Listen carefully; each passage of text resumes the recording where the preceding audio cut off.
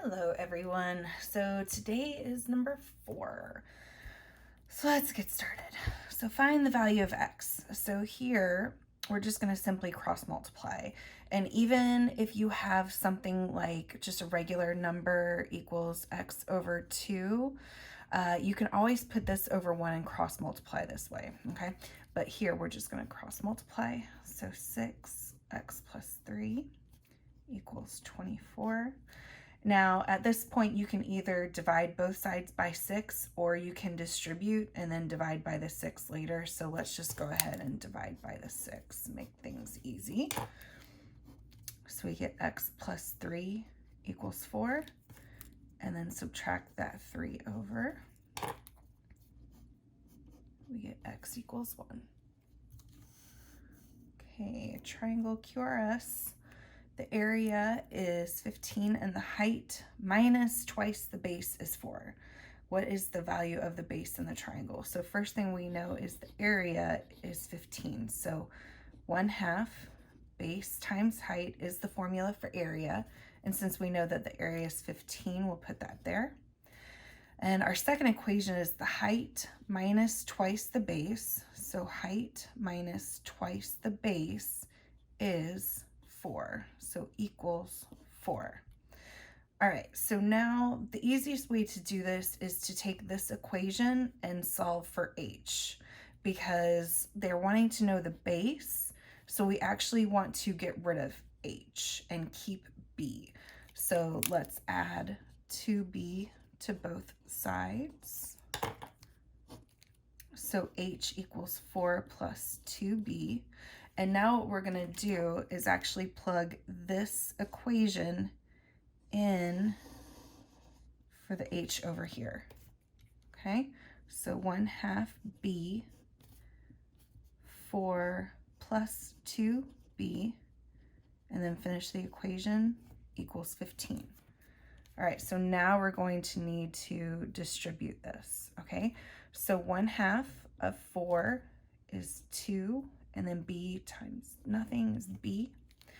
1/2 of 2 is just 1, so that cancels, but b times b is b squared, and that equals 15. Okay, so now I'm realizing we're going to be in a quadratic because one of our variables is squared.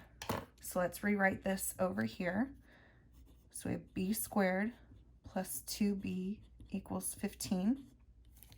And now subtract that 15 over, so we get a proper quadratic formula, minus 15.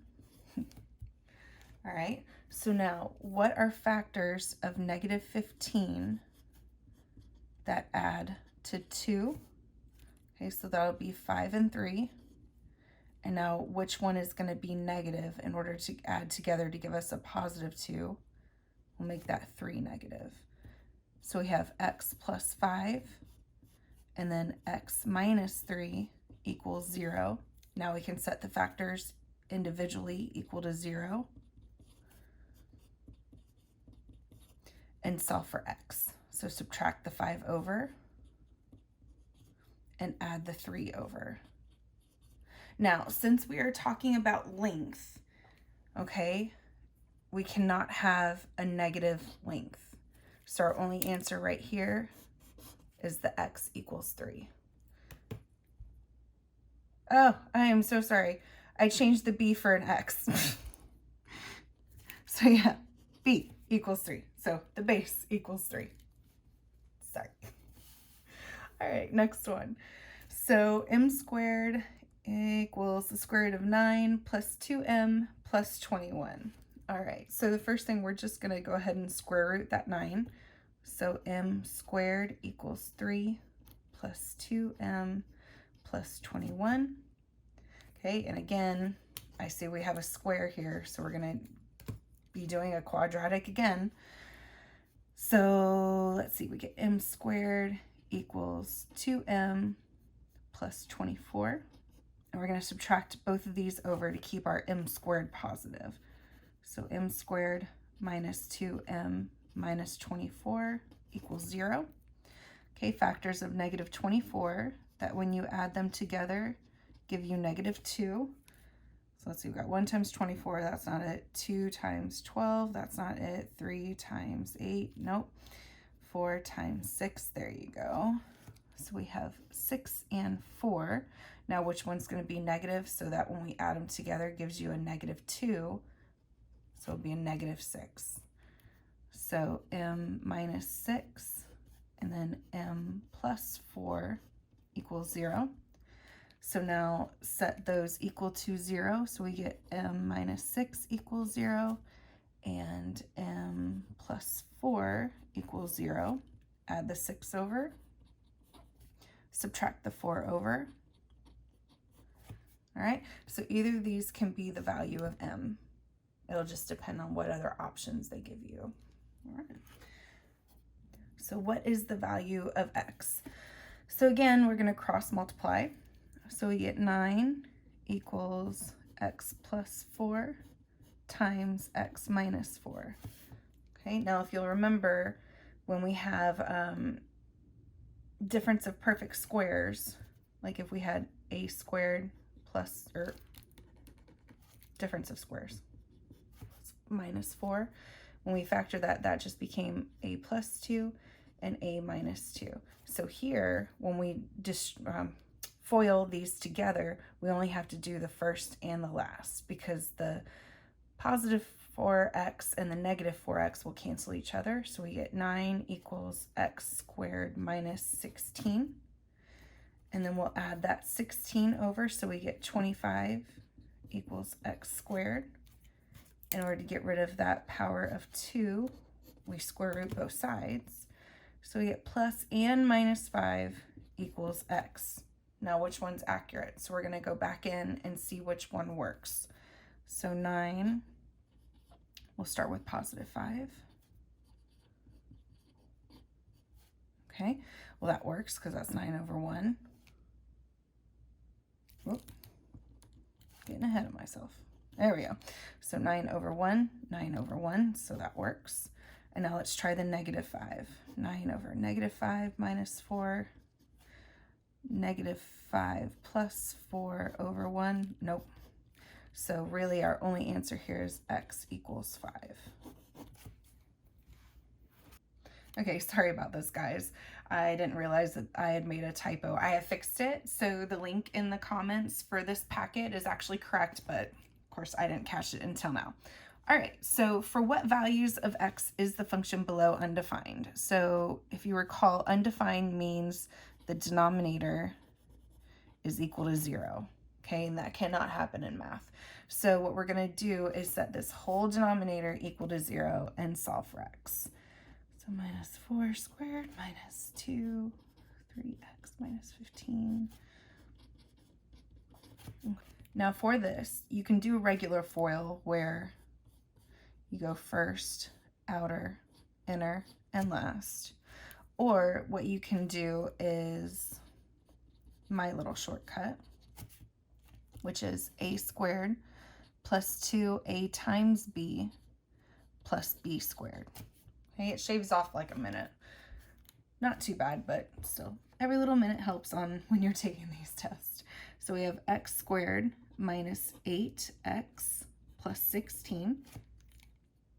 Then we distribute this negative 2 through, so we get negative 6x plus 30 plus 3 equals 0. Combine like terms, so x squared, negative 14x, and then 16 plus 30 plus 3, 49. Okay, and what are factors of 49 that when you add them together give you negative 14? Well, it'll be 7 and 7, but since this is negative and this is positive, you know both of these factors are negative. So that's x minus 7. X minus 7 equals 0, which then means x minus 7 squared equals 0. Square root both sides. X minus 7 equals 0. So x equals 7. if 500 equals 25a plus 4, what is the value of a? So again, on this one, you can either distribute this through, but since 500 is divisible by 25, let's just go ahead and divide both sides by 25. Okay, so 500 divided by 25, so we get 20 equals a plus 4, and then subtract the 4 from both sides, so 16 equals a. Now, if you got to one where this is not divisible by this, go ahead and distribute it through, because more than likely once you add or subtract this over, then this will be divisible by that. All right. What is the radius of a circle with an area of 9 pi? So let's recall area of a circle is pi r squared. And since we know it's 9 pi,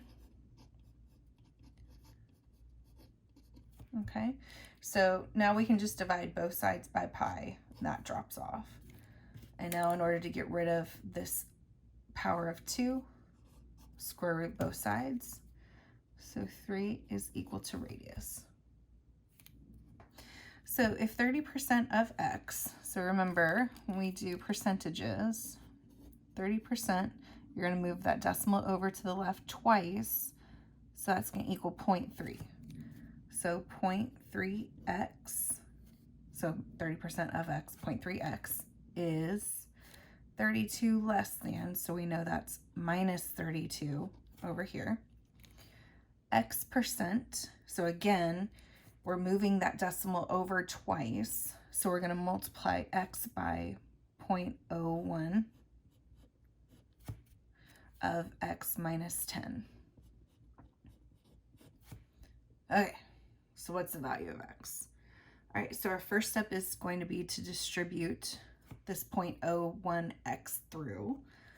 So we get 0.3x equals 0.01x squared minus 0.1x, and then minus 32.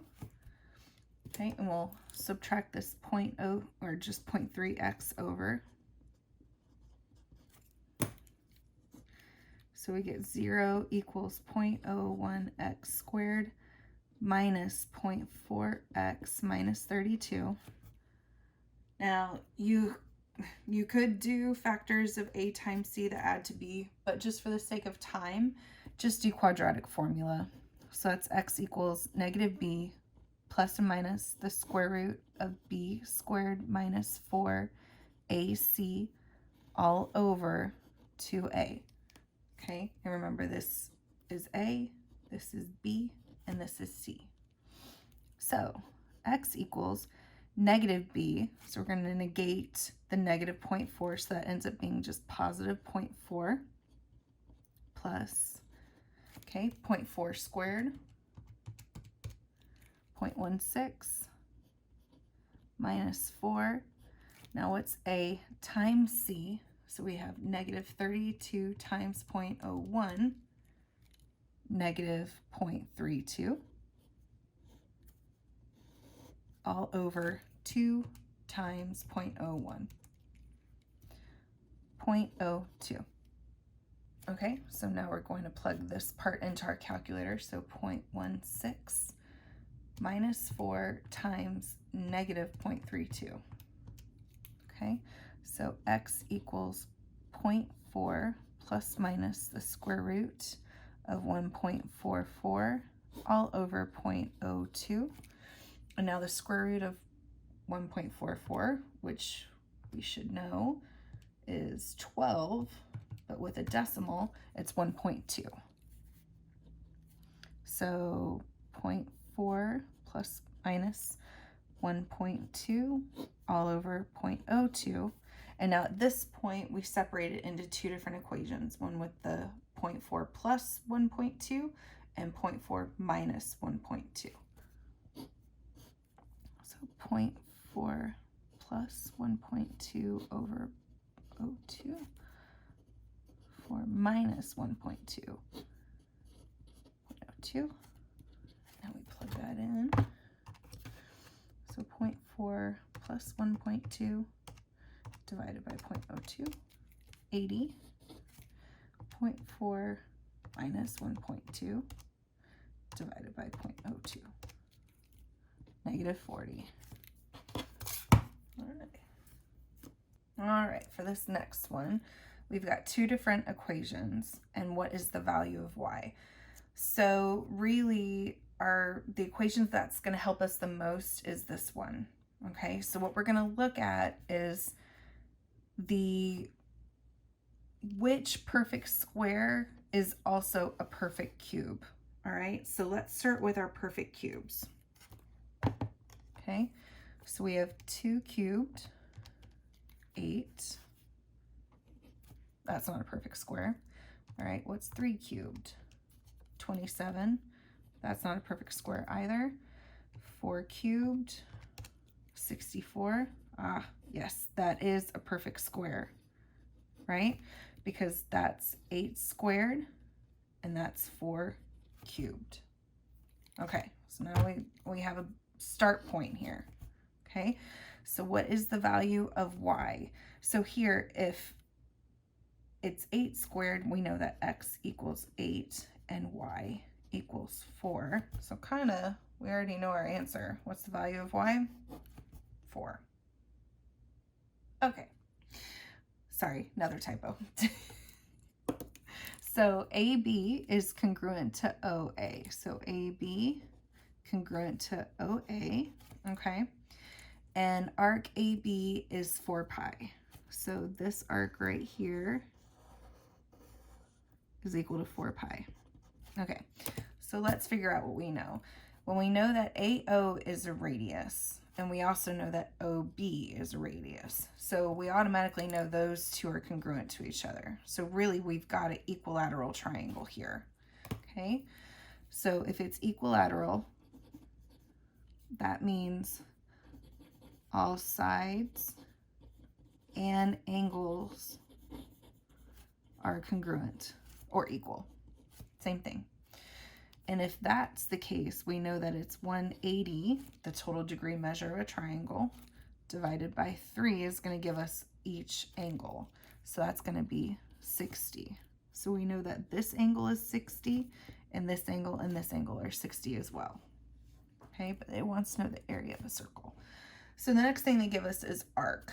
And if you recall, the formula for an arc is the degree of the central angle divided by 360, the total degree measure of a circle, times the circumference of the circle, right? Because it's just the outer edge, which is 2 pi r. Okay, so since we know that the arc is 4 pi,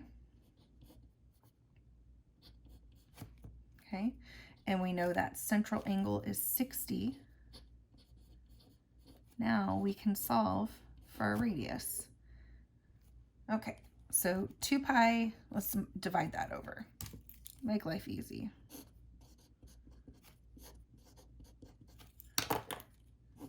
So those pi's cancel, so we get 2, and those zeros cancel. You're essentially just dividing both by 10. Ooh. Okay, so 6 goes into 36 4 times, so we divide 6 by 1, or 6 by 6 is 1.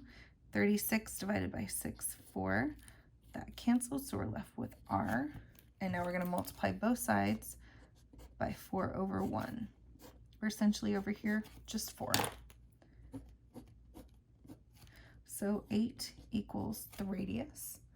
So now area is pi r squared. And now that we know our radius, we do pi 8 squared, which is 64. So our area is 64 pi.